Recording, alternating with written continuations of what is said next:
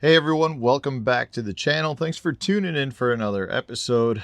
I am here with the one and only Sarah, who Hello. joined me at iCAST this past week. So I thought we would do a little bit of an iCAST recap, give you some of the highlights that we saw, maybe get a first-time experiencer's opinion, what you thought of it, Yeah. and touch base on I don't know what we heard, what we saw, a little bit of everything. So why don't we just kick it off? What was your overall opinion of the iCast show? I mean, it is giant. You told me last year, you're like, it's giant. It's like hard to walk from one end to the other. So I really had a good time. It's fun to get away. We didn't have the kids for 2.5 days. So that was really nice. It was not hard to convince her to go with, being that we could get a babysitter in your parents to come and watch kids for a few days. So any excuse we have to go on a getaway is a good thing. And we get one of those like once, maybe twice a year. So that's kind of a big deal in and of itself. But having said that, it was very much a work week. Oh yeah. Or work. I mean, it was days. Definitely, yeah. I mean, but we also had our downtime. I mean, after hours and stuff where we had a lot of fun with some of the other anglers and their significant others and other people that we know within the industry. But overall, I mean, I thought it was really great. I thought you had a lot of really great meetings and connections, and it's fun watching you in your element, where you're talking not just fishing but business, because you did a lot of core tackle stuff, So that was fun to watch you kind of like your gears turning as you're like getting ideas for things to do in the future for core tackle or for business. But none of that was not actually the intent to go. Like we didn't have a core tackle booth. It just was one of those things where a lot of people reached out to me who they were going to be at iCast, so they wanted to know if I was going to be at iCast. And since I was, we had a lot of meetups, a lot of content type things that we did, and it definitely was valuable for core tackle. In hindsight, I could definitely see having a booth there, or just having more core tackle representation in some form or fashion. I actually wish Johnny had gone. He was talking about going and was going to go, and then kind of decided against it last minute. And in hindsight, it would have been nice for him to be there, I think, just based on the amount of contact that I had regarding core tackle. For me, I go as an angler to this more than anything. I have a lot of sponsor requirements, and this fulfills some of those requirements. So to go to work some different booths, to meet a bunch of the people that are involved with those companies, all extremely valuable as an angler, developing relationships, getting to see the new products, learning why new products were made, the best applications to use them in. There's just a lot of value. And at the same time, it really is an enjoyable time. They are really long days. I mean, I was out the door at like 9:00 each day. Yeah, and, at least. Working the show until about 6 p.m. And then after that, then you're they're long days. I mean, you're on your feet. You don't really get a break. Like, there was a few times I was like, here, drink water, like, let's go get something to eat, It's because the problem is you can't walk anywhere without running into someone, and then you talk for 15 minutes. You could totally silent from where you were trying to go, which is okay because you want to see these people, and you can sometimes only see them in passing, like when you're from one place to the other. But it takes a really long time to get anything done at iCast. Well, and honestly, like, we didn't have a map. No. So like we were constantly. It took us getting confused. I mean, it was one of those things where like you see walking around, you see a bunch of the booths throughout the time you're there, and you're like, oh, it's over there, and then you walk over there, and it takes you like 10 minutes to get to the other side, and then you're like, oh man, it's actually over there, and then you're like, turned around. We were trying to find the FLW booth because they had a happy hour from 4 to 6 on Thursday, and then the program started at 5, where they were going to be releasing the schedule for the next year for the PPTs and all that stuff. And it's 5:05, and I'm like, he's like, well, I think it's over there, and I'm like, I think it's over there. So I'm texting with people. I'm like, where is the booth? And it was not where we thought it was. And and a lot of times you actually are really there. close to it, and you just don't see it because there's so much other stuff going on. Some of these booths, you guys, they're insane. Costa, they have a 2-story display. Like they have an upstairs. There was like a Captains for Clean Water had the biggest booth I saw. It had 2 stories and it was giant. I mean, they had these huge. Realtree had a giant. I think Mossy Oak. I mean, they're literally building cabins. Yes. Like 2-story cabins because they have a lot of meetings that go on the second floor of the cabin. Yeah. Which is ridiculous. Like, I would take that tiki hut on an actual beach, not inside of a convention center. It was wild. I was like, they spent a lot of money on that display. I think there's companies that potentially spend $100,000, if not significantly more, on their displays, and that doesn't even include the booth space. I mean, those companies some of them are taking up, I don't know, the footprint, you mean? 8 or 10 booths, and they're thousands of dollars. We heard that a single booth space is a 10 by 10 booth space is like $10,000. No, $5,000. Or $5,000. So yeah, it's a big investment. I think it's one of the reasons why we don't see nearly as many smaller companies. Most of the companies, I think, are bigger players in the industry, which there's definitely a part of it, where you almost feel like there is there are some companies trying to like one up each other, right? Like who's got the coolest, biggest booth space, and which is fine. As an angler, I'm just there. It's kind of entertaining to me, and it's such a different feel from like a normal show, because in a normal show you have thousands upon thousands of people walking around, but in this case it's really a very laid back. It's for the most part just industry people. So you're walking around. There's a lot of people, a lot of people. That you've met over the years that maybe you haven't seen in 5 years. So like, it's just really nice to not have such crowds of people that are, just not even just like wanting to talk to, say, me in that instance, but just creating this busy atmosphere where like the noise, the you chatter. Can't even get through the crowd. Yeah. Like in this case, it's, I'll walk over here. And just very laid back environment. I think there's a lot of people that go, honestly, just because they view it as a good time. Like they're not even necessarily there to do a ton of work. It's more of like there's parties to go to, they can go hang out. Like it's kind of just it's the biggest industry trade show. So it's not cheap to get in though. If you aren't part of a company, like you have to buy a pass in, and I thought Chris said it was like $250 to get in.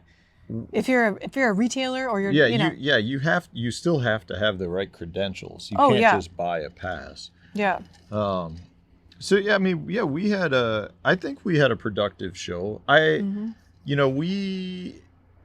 If I wasn't in a booth working for a sponsor, then I was meeting about core tackle, and I wished I had been able to walk around more. Like we actually had planned, because I said last year that I wanted to make sure I left time to walk around.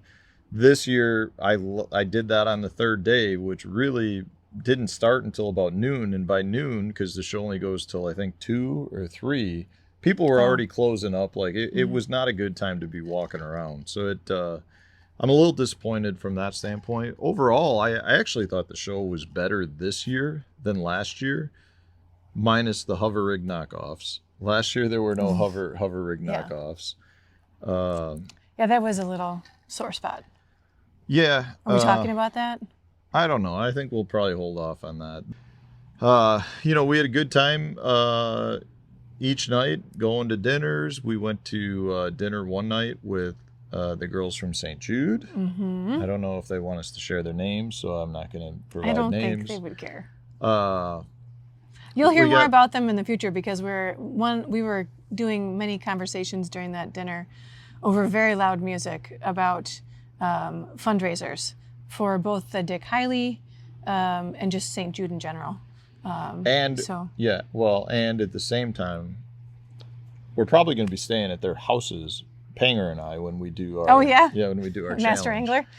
They offered to make us breakfast each day. I know, I did hear that. Yeah. Katie and Gretchen are awesome. Thank you guys. I thought we weren't giving names. I don't think no one's gonna. Now they're probably going to be mad at us. They're not gonna be mad at us. Okay. So we did that. Miles was there with us for that. We went. What did we do that night? Top golf. Top golf.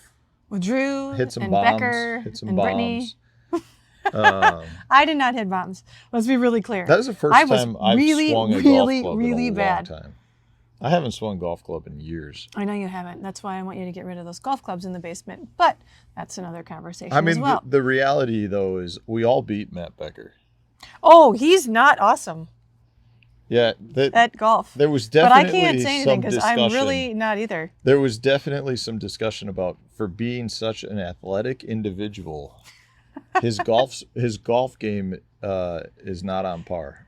Brittany destroyed him. Did in she? golf. Oh yeah, she was hitting bombs. Matt was hitting Poofs. Yeah, but not bombs. He's going to be more mad than Katie and Gretchen about this. Well, that's fine, because he's going around talking about how he beat us go-kart racing the next day. And for the record, he clipped me on the final turn. This is what So in the next night, then we went to dinner with Brittany and Matt Becker and Miles. So the five of us went to this really nice steakhouse, Charlie's, and we laughed so hard. So hard. I'm pretty sure the other tables in the restaurant were annoyed by us. I couldn't stop laughing with that one comment Miles made.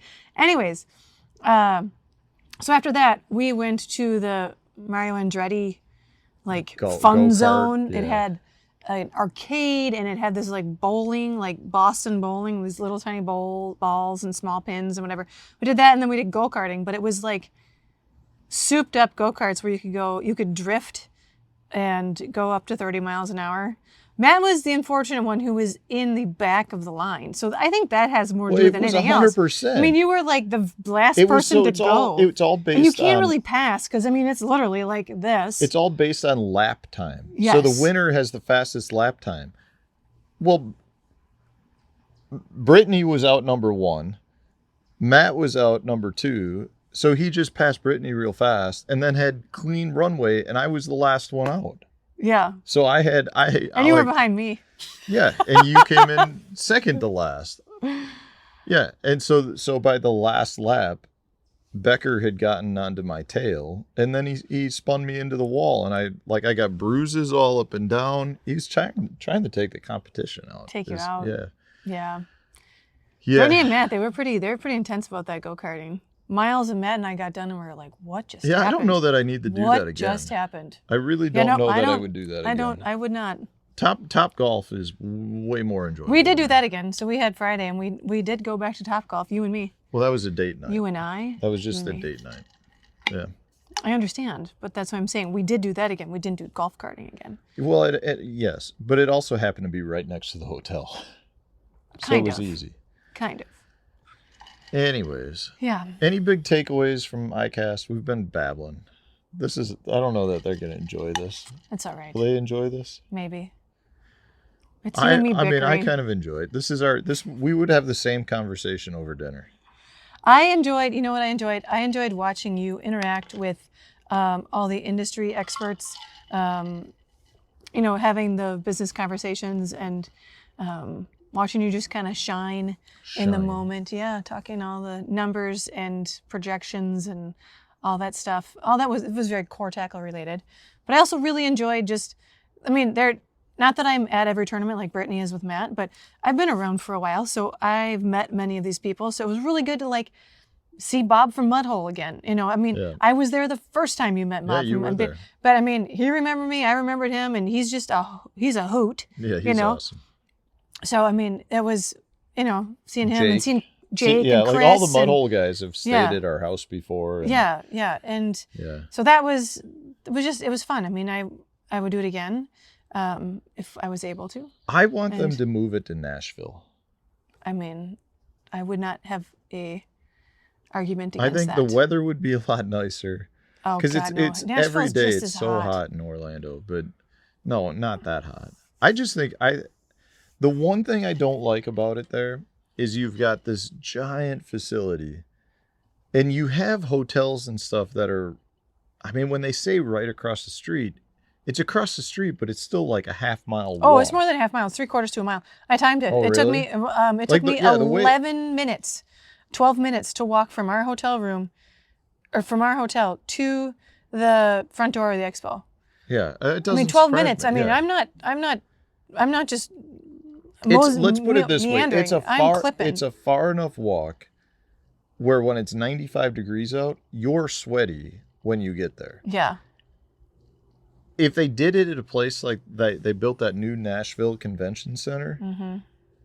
I mean, you have so many hotels that are across the street, and Yeah. then you've got your entertainment zone, which is like maybe a 2-block walk. So maybe when you call to iCAST to complain about their vetting process for new product awards, you can just also slightly suggest like maybe you should try Nashville. Well, They would definitely take your advice seriously. You know what it's like? It's the same reason we go to the same lakes year after year after year. It's because Orlando and iCAST have made good deals for that show Yeah. to be there. I think it used to go to Vegas every 3rd year. So Orlando 2 years, then Vegas. And I don't know that I would really rather go to Vegas No, over Orlando. I would not. Honestly, but I'm not a Vegas girl. anyways, all right, guys. Well, hopefully you enjoyed our iCAST recap of just babble. Yeah. So thanks for watching. There was a few people that stopped us that said they liked seeing me. Yeah. in the Well, that is videos. true. That is true. So yeah. you're welcome. Yeah. She's back. She'll be back next quarter. Next quarter. Thanks. It's all I'm worthy of. Yeah. All right. Thanks for watching.